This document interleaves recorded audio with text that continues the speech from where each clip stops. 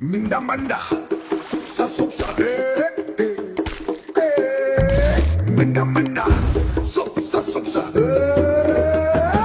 Teves. At maraming gustong magpa-explain sa akin kung ano nangyari dito kay Teves. Okay, ang pinaka-detailed na information kay Teves, yung extradition ni Teves from Timor-Leste, is from Philippine Star. Okay, papakita natin. Philippine Star.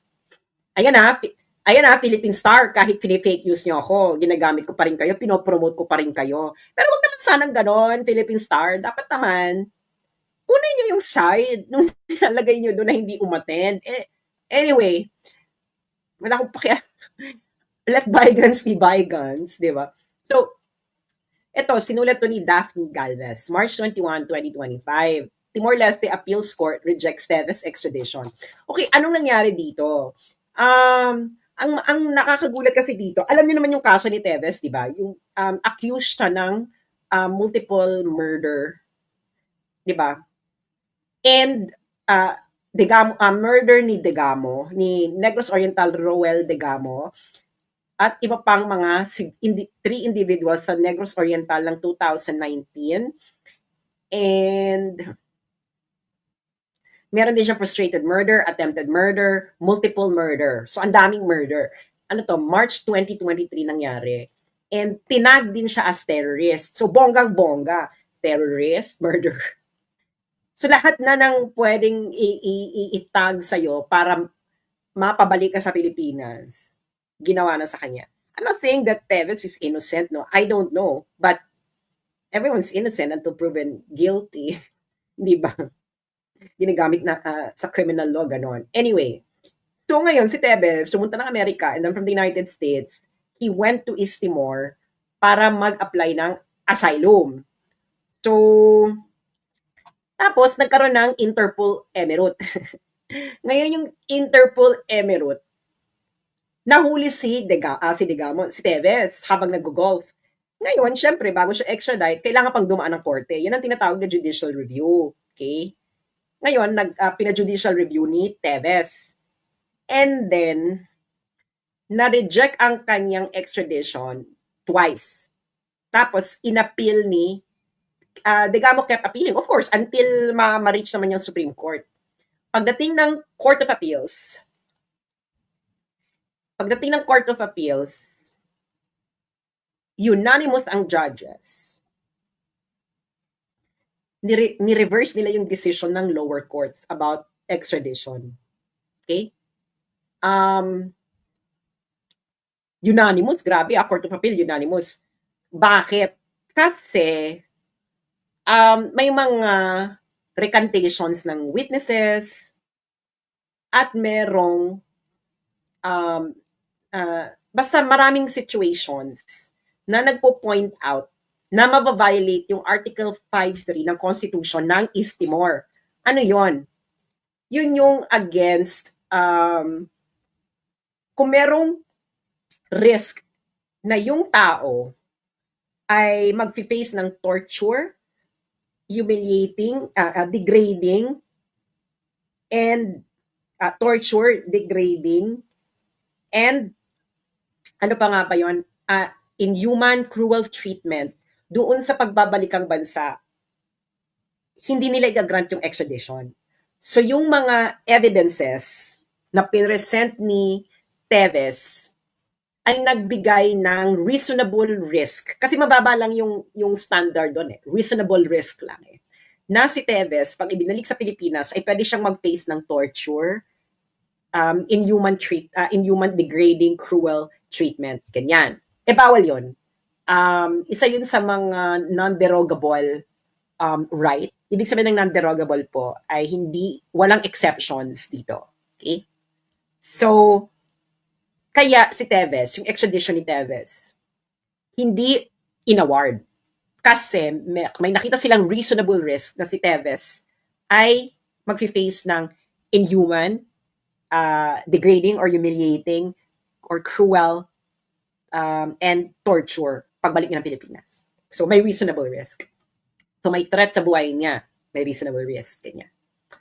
Ngayon, kailan lumabas yung decision? Lumabas yung decision ng March 20, parang March 20 lang ata. Kaya marami nagtatanong na tao, meron kayang kinalaman dito yung di ba? May mga pwedeng magtanong yung mga tao na kung may kinalaman dito yung nangyari kay Digong. Hindi ba? Kasi kayo, sabi na yung justice system failed. So bakit magkakaroon ng kumpiyansa yung ibang bansa na ipa-extradite dyan yung mga gusto nyong pa-extradite? Kayo na mismo nag-anang sa mundo na ang justice system sa Pilipinas ay hindi na gumagana, kaya dapat si Digong ay kailangan panglitisin sa ibang bansa. Anyway, so, syempre, di ba, pagkatapos no kay Digong, biglang lumabas itong extradition ni Teves. So, ano naging reaction ng DOJ? Sabi ng DOJ, sila ay surprised and deeply disappointed. Sabi nila, the decision is peculiar and legally improbable. This sudden shift raises serious concerns, and we are currently seeking further clarification regarding the basis of this decision. We reiterate our firm request for cooperation in this matter. Okay. This case is not merely a legal issue, it is a matter of justice. The Philippine government remains steadfast in its commitment to ensuring accountability and upholding the principles of due process. We call on all concerned authorities to respect our legal processes and uphold internal cooperation in the pursuit of justice. And then, March 19, si DOJ Secretary Jesus Crispin Remulla, sabi niya, he was quoted as saying na the Philippine government is still waiting for the process of Teves extradition to unravel, hinting that there was so much corruption in Timor-Leste's criminal system. Okay, ito ang sabi ng Philippine Star na sinabi ni DOJ Secretary.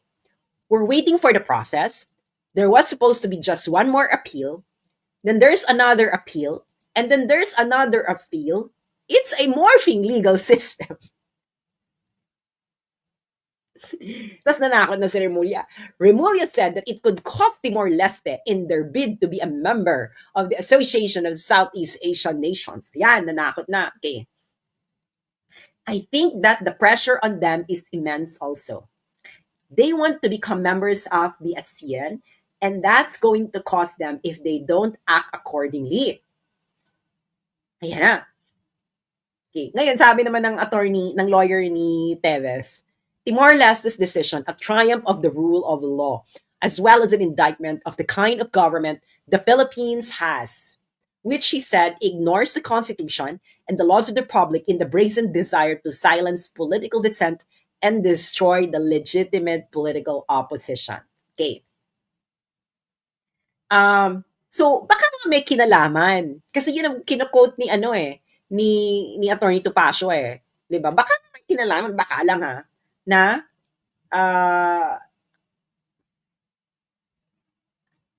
so ayun na nga ang eksena. Hindi siya ma-extradite. Court of Appeals na Pag umabot pa ito ng Supreme Court, parang I don't know, medyo tingnan natin kung mare-reverse pag umabot ng Supreme Court ng East Timor. Okay? So marami daw corruption sa criminal justice system ng East Timor. Tingnan nga, sandali nga, ma-check nga ang corruption level sa East Timor. Kasi di ba sabi nila sa Committee Against Disinformation, dapat may evidence. Okay, let's see.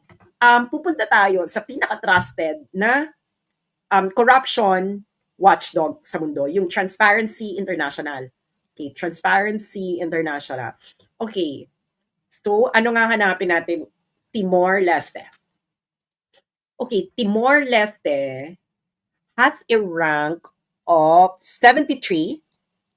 Not bad, 73. And a score of 44 over 100. Ano ibig sabihin ng score? Let's see. CPI score is the most widely used global corruption ranking. Okay. CPI country score is the perceived level of public sector corruption on a scale of 0 to 100, where 0 means highly corrupt, 100 means very clean. Ayan. So, 44 over 100 ang Timor-Leste on public sector corruption. Pero overall, ang rank niya is 73 to 180. So, hindi siya number 1, definitely. So, rank 73 ang East Timor. So, okay, not bad for a young country, di ba? Kailan lang naman naging bansa, naging independent state ang East Timor, no? Mas matanda pa ako sa East Timor as an independent state.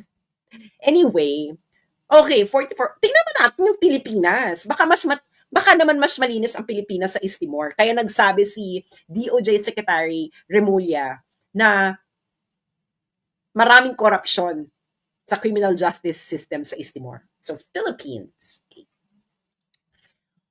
Okay, Philippines. Okay. Na-surprise ako dito, So, kung ang East Timor ay rank 70 in the 70s, ang Pilipinas ay 114. Okay. And yung East Timor ay 44 ang cleanliness score. Ang Pilipinas ay 33. Okay, medyo may problema tayo doon. Medyo may problema tayo doon na nilait natin yung East Timor about corruption. Medyo lang naman. Kung corruption perception index ang pag-uusapan, medyo may problema tayo doon, DOJ Secretary. Ayun ay, kung ibabase natin sa corruption perception index. Okay, ano naman tayo? Ibang index naman tayo, mga friends. Let's try Freedom House. Kasi syempre, di ba, yung extradition, excuse nila, baka ito masubject sa cruel, inhuman, degrading treatment. Ibig sabihin, yung bansa mo, mababa ang parang human rights situation. Di ba? So, pupunta tayo ngayon sa isa pang index. Ang tawag dito ay Freedom House. Okay, Freedom House. Dito natin makikita yung civil political rights, kuning-kuning, everything. So, let's find Timor-Leste. Timor-Leste. Okay. Timor-Leste. Ano bang gusto nyo? Ano ba yun? Ang bilis naman. Ang bilis naman. Hindi pa ako nakakapag Timor-Leste. Ang hahanapin dito natin, mga friends, ay ang kanyang ranking ng 2025. Okay, Timor-Leste. Timor-Leste 2025. 72 over 100. In fairness, ang 100 is perfect score. Okay, 100 is perfect score. Political rights, 33 over 40. So 40 is the perfect score. 60 is the perfect score. Not bad. Okay, not bad. Political rights, 33 over 40. Wow, diba? Parang bongga. Civil liberties, 39 over 60. Not bad, no? Lagpas sa kalahati. So, and then ang kanyang description is free. Free, ibig sabihin malaya itong East Timor. Okay, tingnan natin ang Philippines. Okay. Philippines. Okay. Philippines. Oh.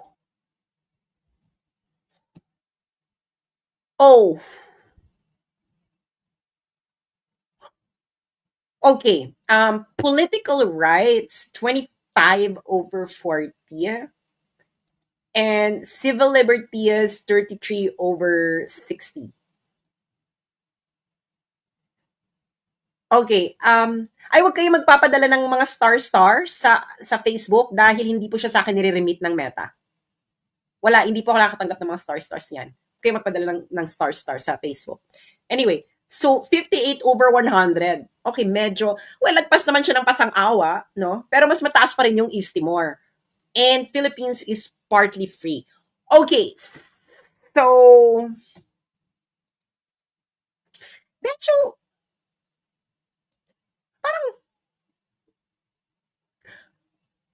parang yung sinabi ni DOJ Secretary Remulla na maraming corruption sa criminal justice system ng Timor-Leste or ng East Timor ay hindi nagtutugma doon sa corruption index ranking ng Timor-Leste versus the Philippines at freedom index ranking ng Timor-Leste versus the Philippines. So, parehong metrics, higit na mas less corrupt ang East Timor kaysa sa Pilipinas at mas may freedom sa Timor-Leste kaysa sa Pilipinas.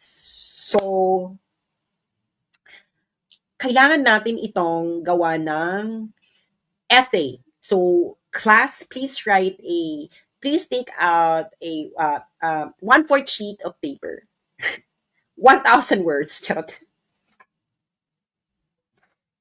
Ayun lang naman ang sinasabi ko lang naman, no? Pinakita natin yung ranking. So, parang either tama si DOJ Secretary Remulla, tapos mali ang Corruption Perception Index at Freedom House.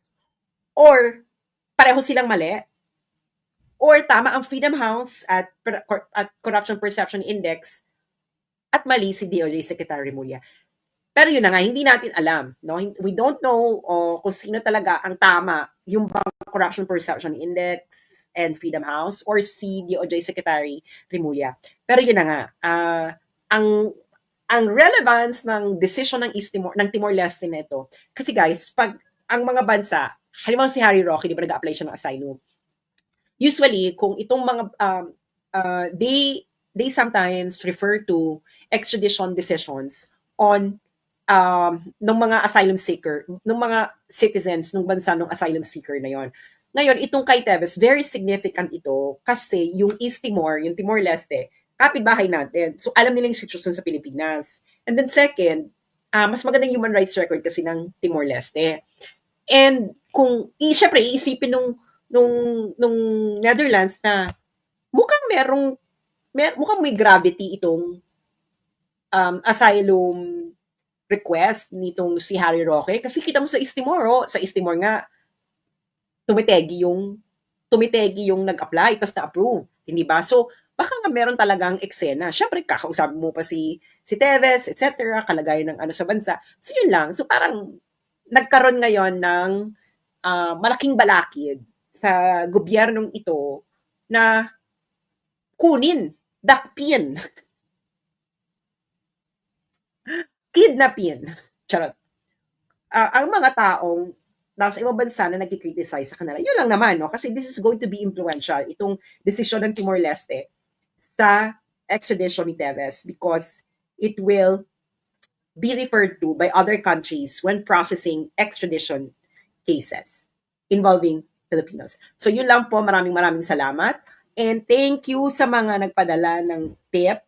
I appreciate it sa inyong mga nakayanan na, di ba? Every amount is okay, di ba? Wala tip lang naman 'yan, di ba? And ayun lamang po at hanggang sa muli nating pagkikita at pagtatagpo, and remember, Japan, just always pray at night.